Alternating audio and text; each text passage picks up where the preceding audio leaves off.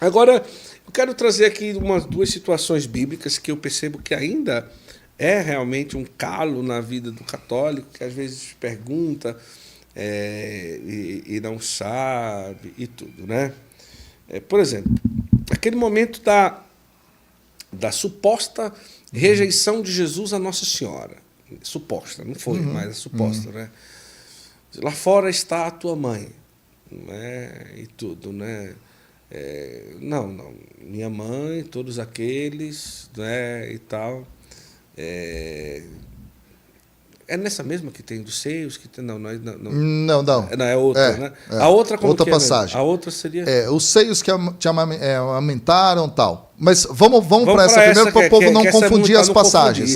Então, essa daí tem essa questão de você ter ali aquela situação de dizer, olha, tua mãe está lá fora, não, minha mãe são todos aqueles que acaba sendo uma suposta diminuição, né, da presença de Nossa Senhora. Como explicar essa passagem assim para trazer mais clareza? Perfeito. O ponto inicial é Lucas, capítulo 1, a partir do versículo 26, para frente, mostra um anúncio do anjo Gabriel a Maria. Em dado momento, Maria diz: eis aqui a escrava do Senhor, faça-se em mim segundo a sua palavra. Neste momento, nós temos aqui uma expressão maravilhosa de Maria em grego, idu, redule kyriou. Idu é o eis. Algumas Bíblias traduzem assim. Essa expressão, em grego, no Antigo Testamento grego, traduz a expressão hebraica rineni. O que significa rineni? Vamos voltar ao capítulo 3 de 1 Samuel, a partir do versículo 1, quando Samuel é um jovem que serve a Deus diante de Eli, no santuário de Silo, e ele ouve de noite Deus o chamando, ele não entende, aí há um momento em que então Eli o ensina, e o ensino de Eli a ele é: diga ao Senhor, eis-me aqui, rineni. Maria, portanto, repete essa expressão. Essa expressão é dita no Antigo Testamento por grandes figuras, entre elas, o maior nome do Antigo Testamento. Segundo as Escrituras, o maior dos profetas, isso está em Deuteronômio capítulo 18, é Moisés. Onde? Lá no texto do seu chamado, no capítulo 3 e 4 de Êxodo. Maria, portanto, entra na tradição dos grandes homens da Escritura, das grandes figuras bíblicas que estão se colocando à disposição de Deus. Eis aqui, eis-me aqui. Idu, em grego. E aí ela continua, redule kyriou. Dulé é a palavra feminina de doulos, em grego, que significa serva ou escrava. Só que há um detalhe. Há dois sentidos aqui, Guto. Primeiro, servo, escravo, é aquele que está realmente totalmente submetido ao seu senhor. Mas no Antigo Testamento, são chamados servos de Deus somente grandes figuras da Escritura. Moisés é um deles. Davi é outro deles. São poucos.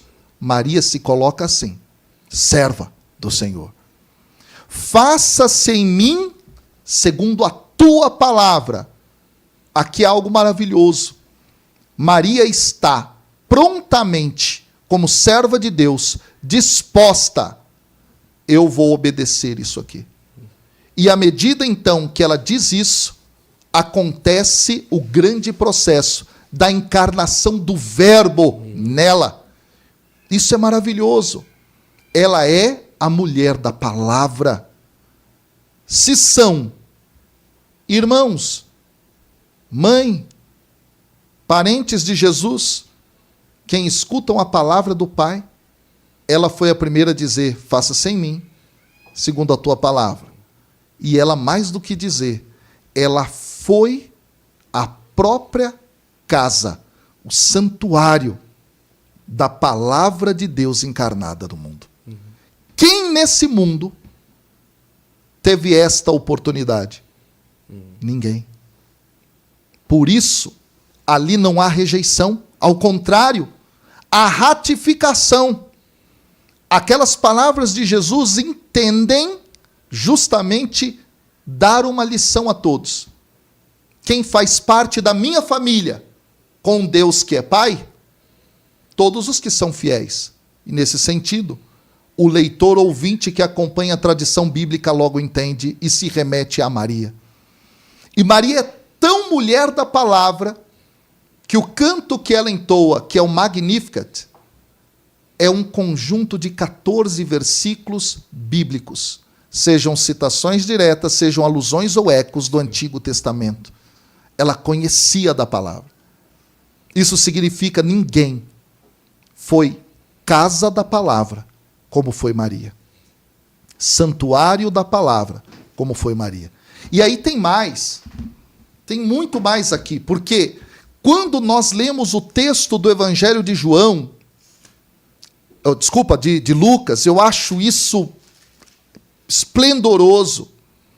O texto, no capítulo 1, e aí, meu amigo, se até hoje você tinha dúvida da grandeza dessa figura, aqui está uma das maiores provas bíblicas dessa mulher grande da palavra de Deus. O anjo, conversando com ela no capítulo 1 do Evangelho de Lucas, diz a pergunta dela: como é que isso vai acontecer? E aí o anjo diz: o Espírito do Senhor virá sobre ti, o poder do Altíssimo vai te cobrir com a sua sombra.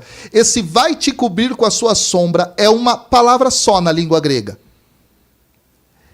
Esse verbo, ele é usado no Antigo Testamento pela primeira vez no texto grego de Êxodo, quando a gente volta lá no Êxodo. Depois que Deus pediu a construção do tabernáculo, sim, onde ficaria a sua morada, o texto do Êxodo diz que a sombra do Senhor, Shahan em hebraico, repousou e ali ficou. No grego é a palavra usada para Maria. Neste sentido, Maria é a tenda da morada de Deus. Meu amigo, o texto diz em Êxodo, inclusive, que depois da tenda ter construída, a nuvem habita, a glória de Deus toma todo aquele recinto.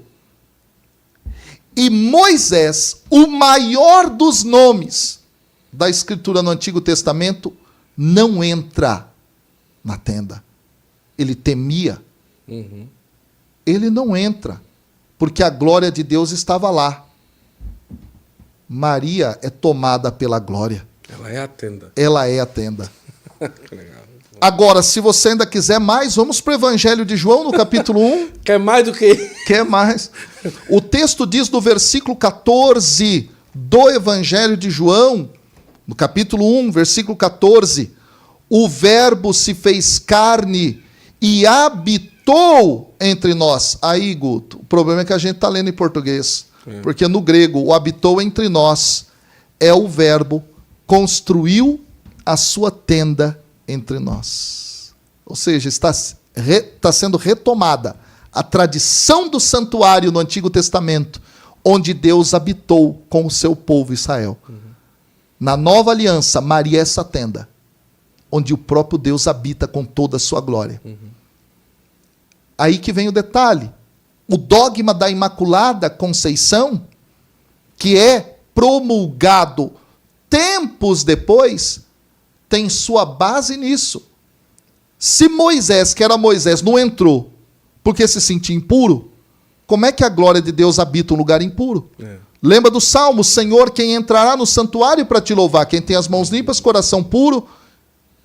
Quem entra no santuário? Só quem está purificado. Agora, quando é que alguém passa a entrar no santuário no Antigo Testamento?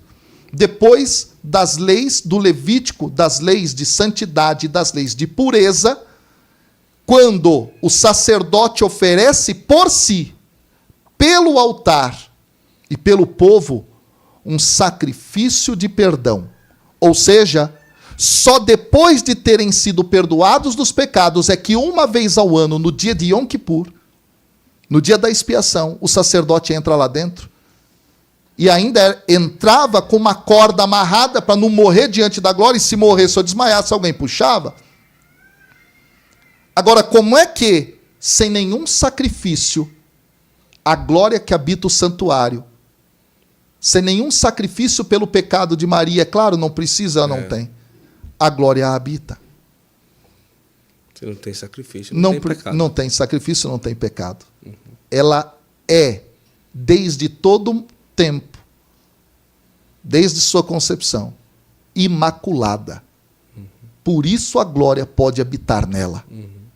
Ela é o santuário da nova aliança. E aí, quer mais? Tem mais. No capítulo 1 do Evangelho de Lucas, olha que interessante. Ela vai visitar Isabel, mas não é à toa. Lucas conhece a tradição bíblica.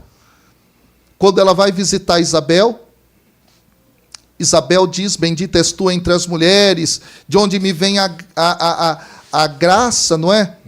De onde me vem que a mãe do meu Senhor, Senhor aqui é Kyrios em grego, Senhor, Kyrios em grego é aquilo que denota o nome de Deus no Antigo Testamento. Adon, ou Adonai, me visite, e aí ela faz todo o processo aqui de dizer da saudação. O que acontece? Essas são palavras próximas às palavras de Davi, quando a Arca da Aliança chegou para ele lá no livro de Samuel. Ou seja, Maria é a Arca da Nova Aliança. Agora, quer mais? Tem mais. O que é a Arca da Aliança no Antigo Testamento? É o trono de Deus. O que é Maria? O trono de Deus. Caramba, hein? É.